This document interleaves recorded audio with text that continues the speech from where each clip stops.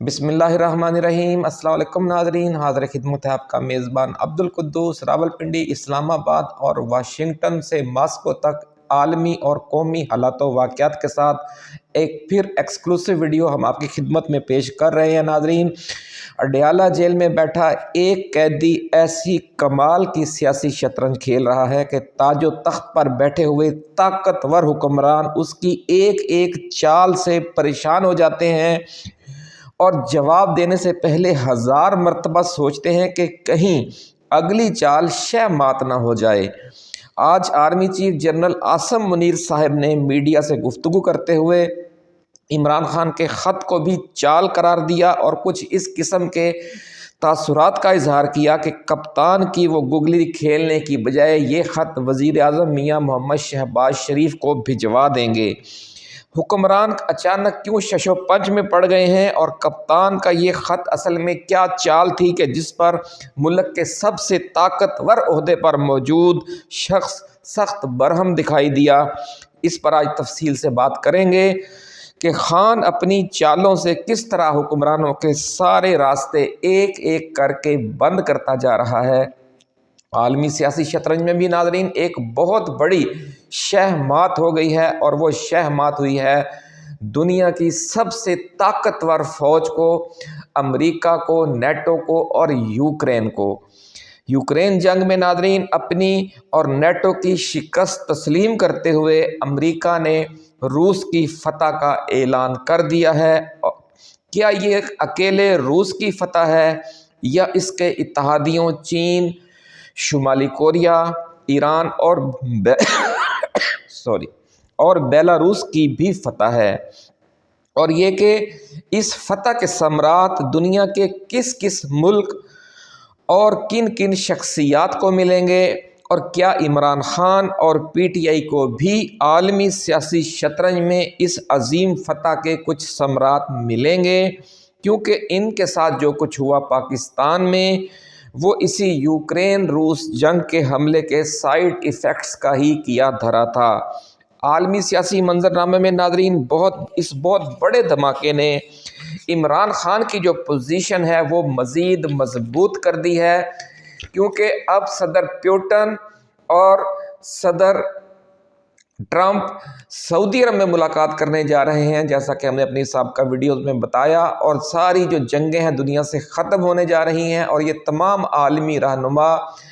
اگلا جو international order ہے، جو سمجھ لیں کہ ورلڈ آرڈر ہے، وہ مل بیٹھ کر طے کریں گے۔ اور جب وہ ورلڈ آرڈر مل بیٹھ کر طے ہو رہا ہوگا تو ان تمام شخصیات کی عمران خان کے ساتھ جو دلچسپی ہے وہ پاکستان کے کسی بھی دوسرے لیڈر سے زیادہ اور ذاتی نوعیت کی ہے۔ تو اس سے آپ کو اندازہ لگانے میں آسانی ہوگی کہ عمران خان اب اس جو جنگ میں شکست ہوئی ہے امریکہ اور نیٹو کو، اس سے نہ صرف ولادیمیر پوٹن کی پوزیشن بہت طاقتور ہو گئی ہے اور چین کی پوزیشن بھی بہتر ہو گئی ہے، اسی طرح عمران خان کی پوزیشن میں بھی بہت بڑا فرق آیا ہے۔ دوسری طرف چونکہ عمران خان کا جو سب سے بڑا دشمن تھا جو بائیڈن، وہ بھی امریکہ میں موجود نہیں ہے، وہاں ٹرمپ بھی عمران خان کے لیے ہمدردی رکھتا ہے اور سعودی ولی ہے تو انہیں ویسے ہی اپنا بڑا بھائی کہتے ہیں۔ تو اب سمجھ لیں کہ جو چاروں بڑے لیڈر ہیں ان سب کے ساتھ عمران خان کی ذاتی جو تعلق داری ہے وہ پوری پاکستانی قیادت سے زیادہ ہے۔ ناظرین اس لیے یہ کہا جا رہا ہے کہ اسٹیبلشمنٹ ایک بار پھر خان کو آن بورڈ کرنے پر آج مجبور ہو گئی اور اس نے پھر اپنے پرانے پیغامبر، میسنجر،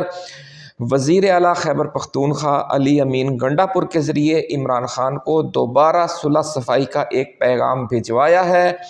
1.5 گھنٹہ جاری رہنے والی اس ملاقات میں خان کا جوابی پیغام ناظرین اتنا اہم تھا کہ علی امین گنڈا پور پھر اڈیالہ جیل سے جب باہر آئے تو میڈیا سے حسب روایت لمبی چوڑی بات کیے بغیر وہ پھر ان طاقتور حلقوں سے ملنے کے لیے روانہ ہو گئے جن کا ہنگامی پیغام لے کر وہ کپتان کے پاس پہنچے تھے۔ ناظرین آج آرمی چیف کی جو ترک صدر کے عشائیے میں جو گفتگو تھی وہ، اور گنڈا پور کی جو گفتگو یا جس حوالے سے وہ آج ملے، اور جو دیگر پی ٹی آئی قیادت ہے ان کی گفتگو، اور خاص الخاص امریکہ اور نیٹو کی شکست کے عالمی سیاست اور پاکستان پر اور ہمارے خطے پر اور عالم اسلام پر اثرات کی جو تفصیلات ہیں بہت دھماکہ خیز، ان میں جانے سے پہلے ہم حسب معمول اپنے دوستوں، اپنے پرانے ویورز کو اور نئے مہمانوں کو، نئے ناظرین کو بھی یہ توجہ دلانا چاہتے ہیں کہ یہ چینل آپ کا اپنا ہے، آپ اسے سبسکرائب کر کے بیل آئیکن یعنی گھنٹی کا نشان دبا دیں تاکہ ہماری نئی آنے والی ایسی ہی ایکسکلوسیو اور ریسرچ بیسڈ ویڈیوز آپ کو بر وقت ملتی رہیں اور کوئی اہم ویڈیو آپ کی نظروں میں آنے سے رہ نہ جائے۔ ناظرین، سب سے پہلے تو جو انٹرنیشنل سطح پر صورتحال میں تبدیلی آنے جا رہی ہے اس کا ذکر کرتے ہیں کہ روس یوکرین جنگ بند ہونے کے بعد دنیا پر اس کے کیا اثرات مرتب ہوں گے۔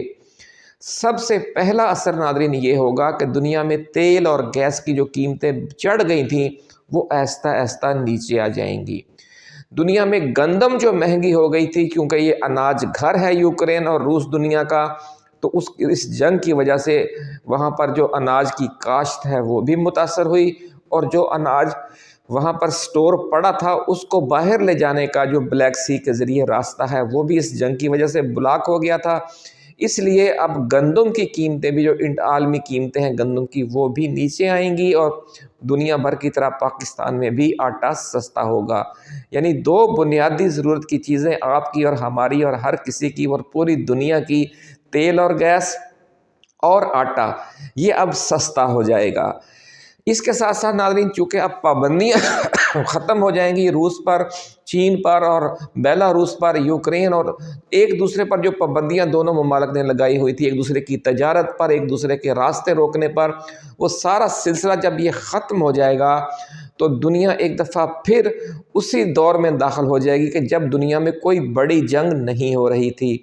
تو وہ دور جو ہی واپس آئے گا تو جو ممالک اس جنگ سے متاثرہ ہیں ان کی سیاست میں، ان کی عالمی حیثیت میں بہت بڑی تبدیلی آئے گی۔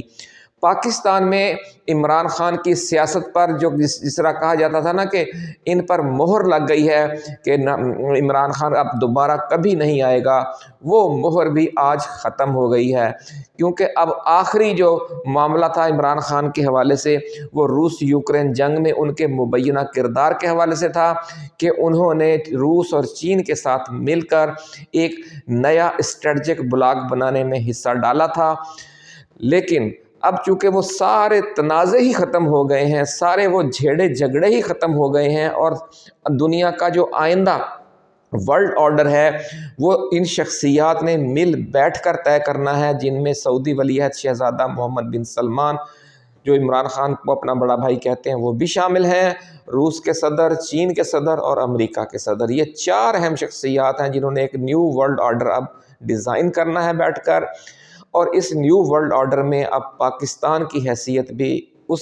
ملک کی ہوگی کہ جس کو چاروں جو شخصیات ہیں ان کی ذاتی دلچسپی ہے پاکستان میں، اور پاکستان کے اندر جس شخصیت میں سب سے زیادہ ذاتی دلچسپی ہے وہ عمران خان ہے۔ تو اس لیے جو ہماری اسٹیبلشمنٹ بھی اب اس منظرنامے کو سمجھ گئی ہے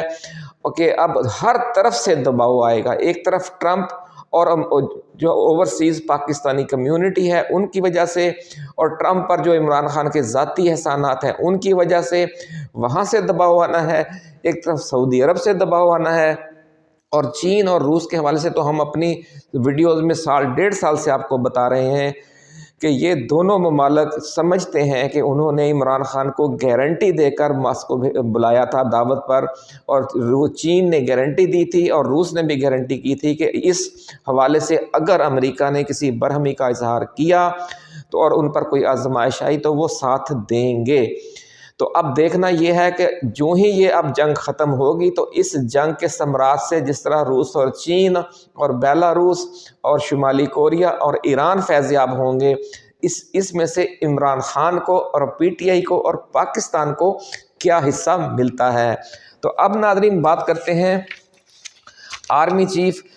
جنرل عاصم منیر کی کہ وہ عمران خان کی اس خطوط کو چال کیوں کہہ رہے ہیں، کیونکہ عمران خان نے یہ جو خط لکھا تھا ہماری ویڈیو میں آپ کو بہت پہلے ہم نے بتایا تھا کہ اس کا مقصد بالکل یہ نہیں ہے کہ جو وہ وزیر اعظم کو خط لکھ رہے ہیں یا چیف جسٹس کو خط لکھ رہے ہیں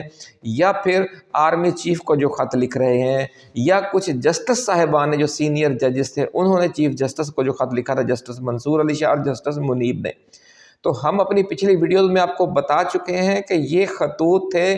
کہ کہنا بیٹی سے اور سنانا بہو کو، یہ تمام خطوط یہ آرمی چیف کے لیے بھی نہیں تھے، یہ خطوط وزیر اعظم کے لیے بھی نہیں تھے، یہ خطوط چیف جسٹس یحییٰ آفریدی کے لیے بھی نہیں تھے، یہ خطوط اصل میں IMF کے اس وفد کے لیے تھے جو پاکستان میں کرپشن، بیڈ گورننس اور جمہوریت اور انسانی حقوق کے حوالے سے صورتحال کا جائزہ لینے کے لیے آیا ہوا ہے۔ اسی لیے یہ جو خط ہے کوئی 40 صفحات کا ڈوزیر ہے، کوئی پوری ڈیٹیل ہے، اور یہ سمجھ لیں ہم نے اپنی سابق ویڈیو میں آپ کو بتایا تھا کہ یہ خط نہیں ہے، یہ FIRs ہیں، یہ پورا ایک مقدمہ ہے، جن شخصیات کے نام یہ خط لکھے گئے ہیں یہ اصل میں انہی کے خلاف FIR ہے۔ اسی لیے آرمی چیف آج سخت برہم تھے اور انہوں نے یہاں تک کہہ دیا کہ میں اس خط کو پڑھنا بھی مناسب نہیں سمجھتا، بلکہ یہ خط میں وزیر اعظم کو بھیج دوں گا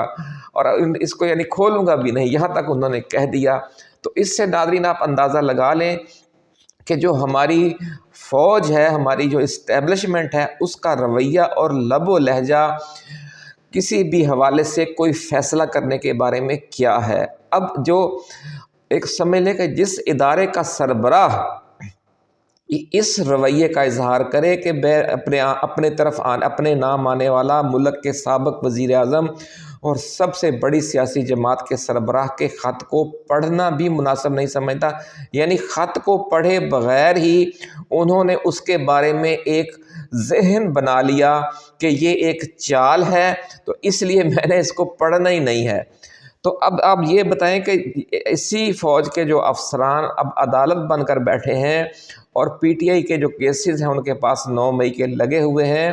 تو ان کا بھی تو پہلے سے ہی ذہن بنا ہوا ہے کہ یہ ہمارے خلاف ایک سازش تھی، یہ ہمارے خلاف ایک بغاوت تھی۔ تو جس طریقے کی یعنی ایک یہ ذہنی اپروچ آج شو کی ہے آرمی چیف صاحب نے، اس سے وہ سارا انصاف کا عمل جو ہے جس میں PTI کے کارکنوں کو یا عام شہریوں کو یا ان لوگوں کو جن کے بارے میں لوگ یہ کہتے ہیں کہ یہ خود ایجنسیوں کے ہی لوگ تھے، کوئی بھی ہوں وہ، لیکن ان کو جو انصاف فراہم کرنے والا عمل ہے وہ بھی متاثر ہو گیا ہے کہ اگر اپروچ فوجی افسران کی یہ ہے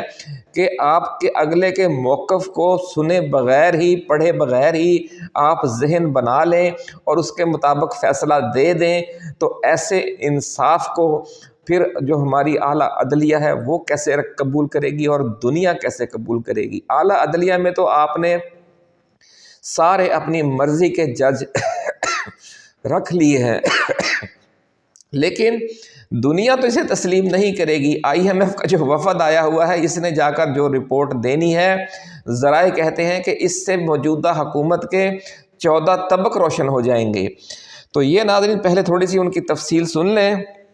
کہ وزیر اعظم ہاؤس میں ترک صدر کے اعزاز میں دیے گئے ظہرانے میں صحافیوں سے غیر رسمی گفتگو کرتے ہوئے army chief general Asim Munir نے کہا کہ مجھے کسی کا کوئی خط نہیں ملا، خط ملا بھی تو نہیں پڑھوں گا۔ آرمی چیف نے کہا کہ ملک بہت اچھے انداز میں آگے بڑھ رہا ہے، پاکستان میں ترقی ہو رہی ہے، پاکستان آگے بڑھ رہا ہے، پاکستان کو آگے بڑھنا ہے۔ خیال رہے کہ سابق وزیر اعظم اور پاکستان تحریک انصاف کے بانی Imran Khan army chief general Asim Munir کو اب تک 3 خط لکھ چکے ہیں۔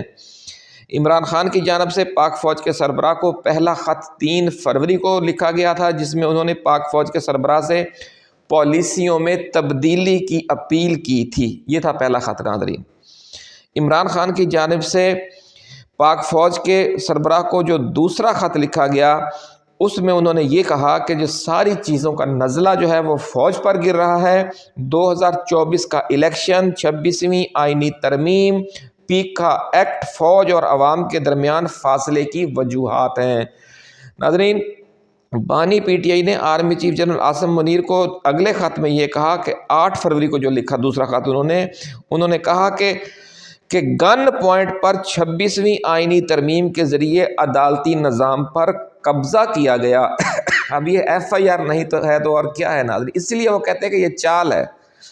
خط میں کہا گیا کہ مجھے موت کی چکی میں رکھا گیا ہے اور 20 دن تک مکمل لاکب میں رکھا گیا جہاں سورج کی روشنی تک نہیں پہنچتی تھی۔ گزشتہ روز 12 فروری کو سابق وزیر اعظم عمران خان کی جانب سے آرمی چیف کو تیسرا خط لکھے جانے سے کی خبر سامنے آئی تھی، اور اڈیالہ جیل کے باہر میڈیا سے گفتگو کرتے ہوئے بانی PTI کے وکیل فیصل چودھری کا کہنا تھا کہ عمران خان نے آرمی چیف کو تیسرا خط لکھا ہے جس میں الیکشن فراڈ کے ذریعے اقلیت کو اکثریت پر ترجیح دینے کا معاملہ اٹھایا گیا ہے۔ ہر خط ایک نئی FIR ہے، تو برہم ہونا تو بنتا ہے آرمی چیف کا، اور پھر ان کا یہ کہنا بھی بنتا ہے کہ یہ ساری چال ہے، کیونکہ وہ سمجھتے ہیں کہ یہ چال جو ہے بھئی یہ چال ہے، اگر یہ گگلی ہے، اگر یہ آؤٹ سوئنگ ہے یا ان سوئنگ ہے یا جو بھی ہے، یہ اس کا آپ کو جواب دینا چاہیے، اس بال کو، اس گگلی کو آپ کو کھیلنا چاہیے، بجائے اس کو چھوڑنا اور کہنا کہ میں یہ بال نہیں کھیلوں گا، اور اس جو گگلی کے لیے آپ شہباز شریف کو آگے کر رہے ہیں کہ وہ آ کر اس کو کھیلیں، تو یہ تو وہی کام ہے کہ آپ شہباز شریف سے شاید بدلہ لے رہے ہیں، کیونکہ جب 26 نومبر کا واقعہ ہوا تھا تو شہباز شریف نے اپنی جان چھڑانے کے لیے بیان دے دیا تھا کہ جناب ڈی چوک کو کلیئر کروانے میں آرمی چیف صاحب نے بڑا تعاون کیا تھا۔ تو اس سے ناظرین آپ اندازہ لگا سکتے ہیں کہ ایک دوسرے کے لیے جو بال چھوڑی جاتی ہے یا ایک دوسرے کی بظاہر تعریف بھی کی جاتی ہے تو اس کے پیچھے بھی کچھ مقاصد ہوتے ہیں۔ اب اس بیان کے پیچھے کیا مقاصد ہیں وہ اگلے چند روز میں سامنے آ جائیں گے۔ تو ناظرین سیکیورٹی ذرائع نے بھی پچھلے دنوں یہی کہا تھا کہ آرمی چیف کو عمران خان کا کوئی خط موصول نہیں ہوا، ایسے کسی خط کو پڑھنے میں کوئی دلچسپی نہیں، یعنی پورے ادارے کا ہی ایک ہی حال ہے۔ تو پھر وہ جو عدالت والی بات ہم نے کی ہے وہ تو پھر درست ہے کہ جو سیکیورٹی ترجمان ہے وہ بھی یہی کہہ رہا کہ خط پڑھنے میں دلچسپی نہیں ہے، یعنی فریق مخالف کا موقف سننے یا پڑھنے میں جب آپ کو دلچسپی ہی نہیں ہے تو پھر آپ سے کیا انصاف کی کوئی توقع کر سکتا ہے۔ ناظرین اگلی خبر پہ چلتے ہیں۔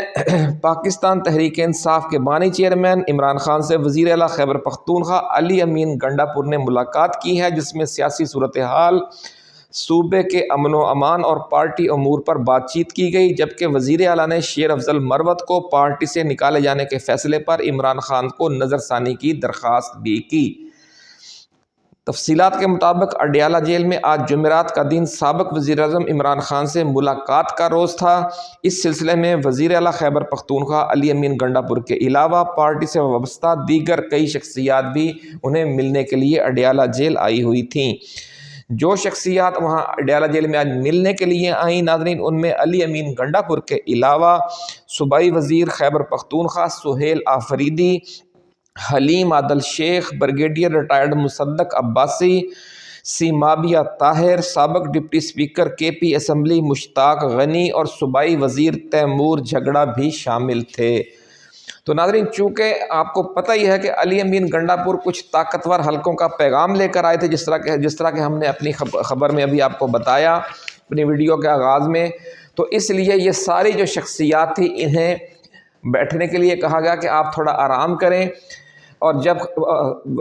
عمران خان کچھ فارغ ہوں گے تو پھر آپ کو ملاقات کے لیے میٹنگ روم میں بھجوایا جائے گا۔ اس لیے صرف علی امین گنڈا پور 1-on-1 ملاقات کے لیے پھر اندر چلے گئے۔ یہ خبر بھی سن لیں اب پھر آگے چلتے ہیں۔ وزیر اعلیٰ خیبر پختونخوا علی امین گنڈا پور نے عمران خان سے ملاقات کی جو جیل کے کانفرنس روم میں کروائی گئی ہے۔ صوبے میں امن و امان، ثوابی جلسہ اور خیبر پختونخوا میں مختلف منصوبوں کے حوالے سے بات چیت کی گئی۔ اب جو سرکاری ہینڈ آؤٹ جاری ہوتا ہے اس میں تو اصل بات نہیں بتائی جاتی۔ ذرائع کے مطابق عمران خان سے ملاقات میں علی امین گنڈا پور نے شیر افضل مروت کو پارٹی سے نکالنے کا معاملہ بھی اٹھایا اور شیر افضل مروت کو پارٹی سے نکالے جانے کے فیصلے پر نظر ثانی کی درخواست کی۔ ملاقات ختم ہونے پر وزیر اعلیٰ خیبر پختونخوا سیکیورٹی حصار میں اڈیالہ جیل سے باہر نکلے تو PTI رہنماؤں کو دیکھ کر گاڑی سے اتر آئے۔ जेल के बाहर मौजूद इन्हीं शख्सियात जिनके हमने अब पहले नाम लिए हैं, ब्रिगेडियर रिटायर्ड मुसद्दक अब्बासी, हलीम आदिल शेख, तैमूर झगड़ा, आदिल बाज़ई, सुहेल आफरीदी से माबिया ताहिर व दीगर से मुख्तसरन बातचीत की। और इससे कबल नाज़रीन जब वो गेट नंबर 5 पर आए थे तो उन्हें हुकाम ने, जेल हुकाम ने बताया कि मुलाकात के लिए उनके जो नाम हैं वो भिजवा दिए गए हैं, जो जैसे ही अंदर से जवाब आएगा तो फिर हम आपको भेज देंगे। वज़ीर आला खैबर पख्तूनख्वा से सवाल किया गया कि आपकी इमरान खान से मुलाकात कैसी रही, जिस पर अली अमीन गंडापुर ने जवाब दिया कि मुलाकात अच्छी रही। इस मौके पर उन्होंने मीडिया से गुफ्तगू करने से इनकार कर दिया और उन्होंने कहा कि फिर कभी बात करेंगे, आज मैं मसरूफ़ हूँ। ये मसरूफ़ियत क्या है नाज़रीन?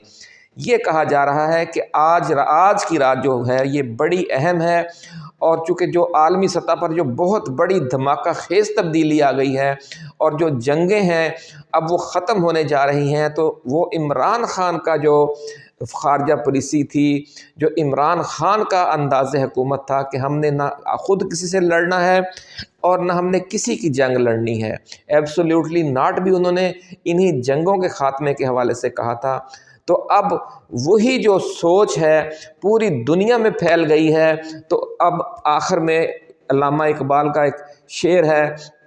कि उड़ाए कुछ वर्क नरगस ने, कुछ लाला ने, कुछ गुल ने, चमन में हर तरफ बिखरी हुई है दास्तां मेरी, चुरा ली कुमरियों ने, तोतियों ने, अंदलीबों ने, चमन वालों ने मिलकर लूट ली तर्ज़े फ़ग़ा मेरी। तो जो इमरान खान की सोच है आज वो पूरी दुनिया में फैली हुई है। अपना ख्याल रखिएगा। अल्लाह हाफ़िज़। पाकिस्तान जिंदाबाद।